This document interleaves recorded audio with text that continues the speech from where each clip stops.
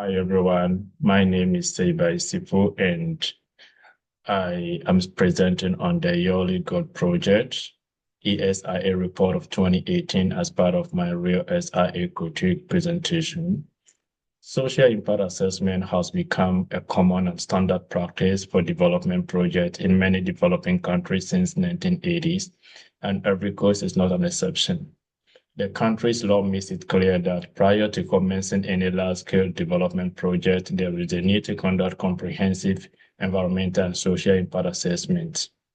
I chose this particular project, ESIA report out of many others because after going through, I realized that it is more comprehensive and aligns very well with the course team, as well as my own research interest on mining and post-mining transition in West Africa. Ivory Coast is located in West Africa and it shares a border with Ghana to the east, Burkina Faso and Mali to the north, Guinea and Liberia to the west, and then the Atlantic Ocean to the south.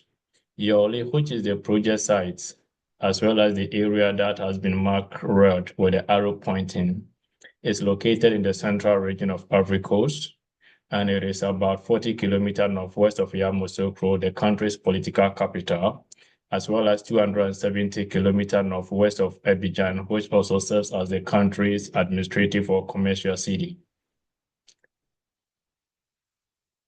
This is a brief description or summary about the project. The project name is Yaoure God Project, and it's located in the central region of Ivory Coast. The project proponent is the Perseus Yaoure LLC, which is a subsidiary of Perseus Mining Company, a large-scale mining operation based in Australia with operation across many countries in West Africa.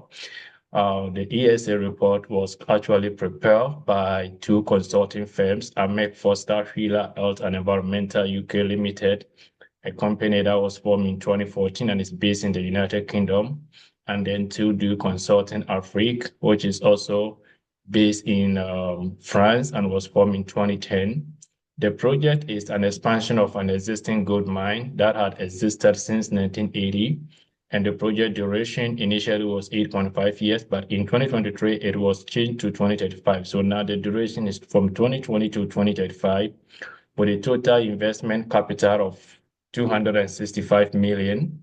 And then the project is being governed by Decree number 96894 of 8 November 1996. This is the law that guides the conduct of social impact assessment in Ivory Coast.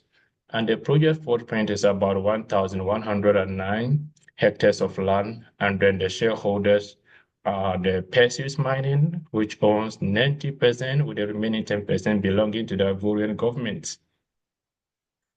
The main variables assessed include employment and economic impact. And here the focus was basically on how the project will generate taxes, create jobs, and boost local economic development. Then we have population and community change impact, where the focus was on how the project will impact housing, facility, as well as social infrastructure at the community or the local level.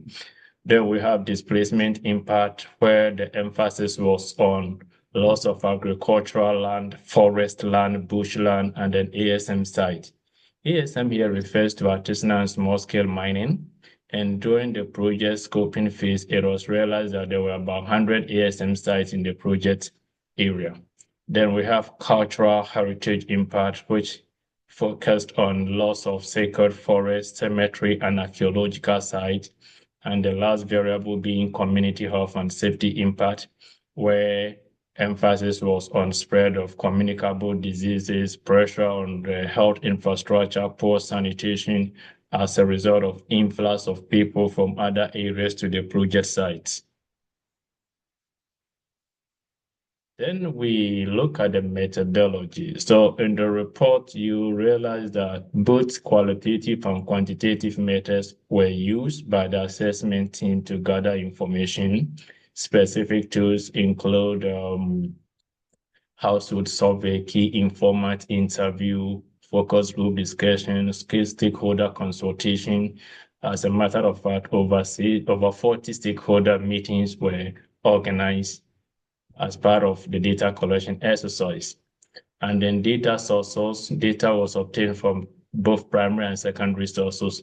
The primary data was obtained using household survey, focus group discussion to gather information about the income, the employment status, the perception of the people, and social dynamics.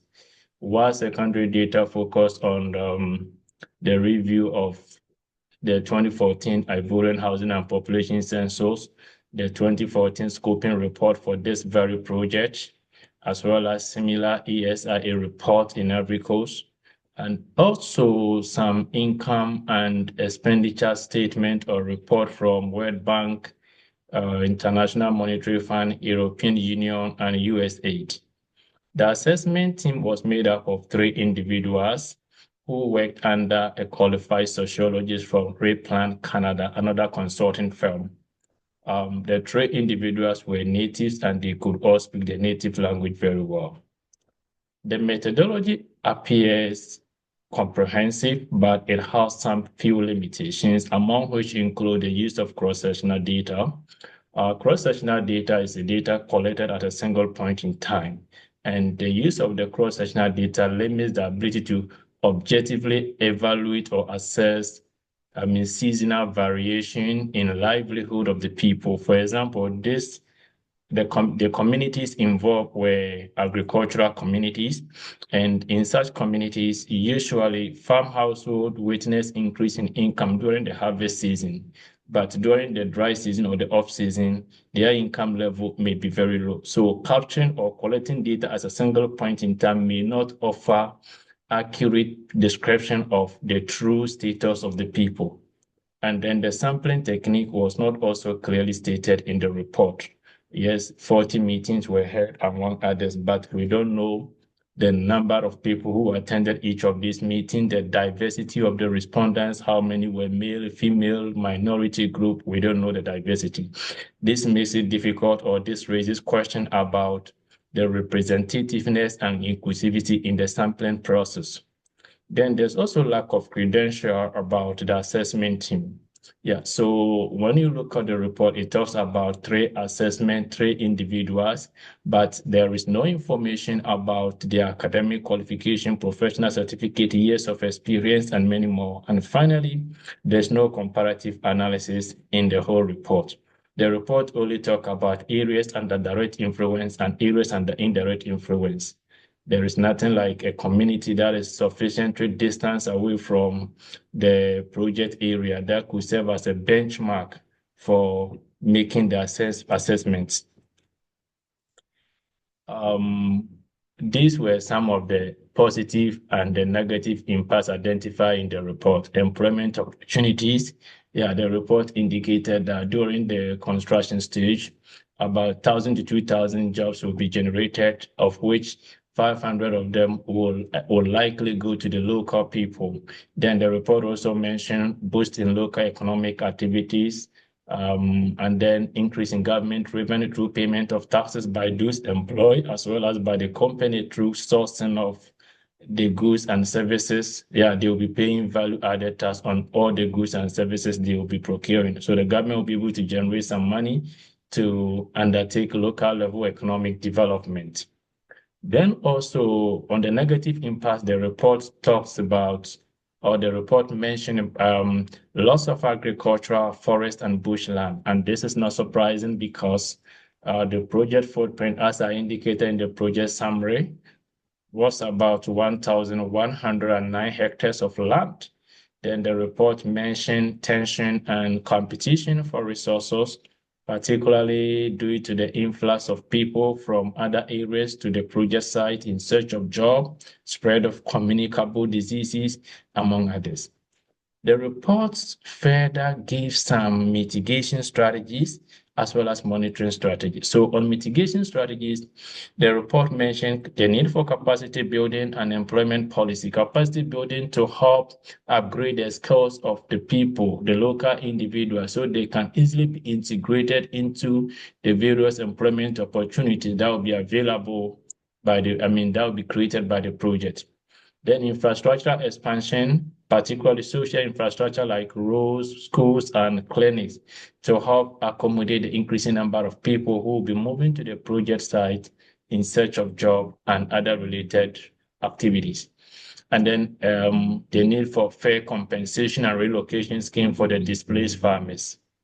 Then on monitoring strategies, the report mentioned the need for continuous tracking of in-migration pattern and health impact. And I think this is very important because the project will continue to attract a lot of people in search of job. And as a result, it will be important to continuously monitor in-migration pattern because as the number of people in the area increases, it is likely to alter the social, economic, and even the governance structure at the local level, and that might impact the culture and livelihood of the people. Then initiation of public health and public safety campaign is also mentioned in the report. And this is also very important because it can help to reduce the spread of communicable diseases. And then ongoing stakeholder consultation to monitor and address impact as they occur. Public participation was an important component of the report, and then it started with the creation of stakeholder engagement plan. And according to the report, this was created to allow continuous and ongoing participation of the local people throughout the project phase. Over 40 stakeholder meetings were conducted during the process. And then community consultation committee was also set up, and then 8 village consultation were carried out, and then a lot of things also happen along the way. Then there was also public hearing and public inquiry to help educate the people who they can become more aware about the program and they can express their view, concern, and objection about the project proposal. There are some weaknesses regarding the public participation employed in the reports. Number one, there's no information about the number of attendees in the various meetings that were conducted.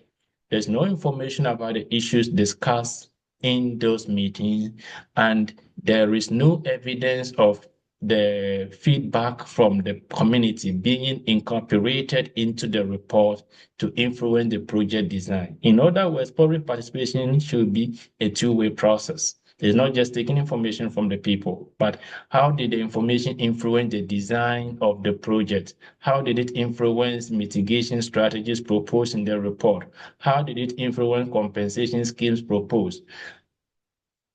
How these, issues were incorporated is not specifically indicated in the report, and there's no evidence that it was done. Finally, this report should be given B+. Number one, because it shows commendable efforts in addressing key social impacts and mitigation strategies. So issues like employment issues, issues like displacement, health issues, these issues were mentioned clearly in the report and appropriate mitigation strategies were proposed. But despite this trend, the report falls short in ensuring comprehensive community engagement, transparency, and equitable social benefit. For this reason, it should be given B+. Below, you can find a link to the main report and then the project site. Thank you.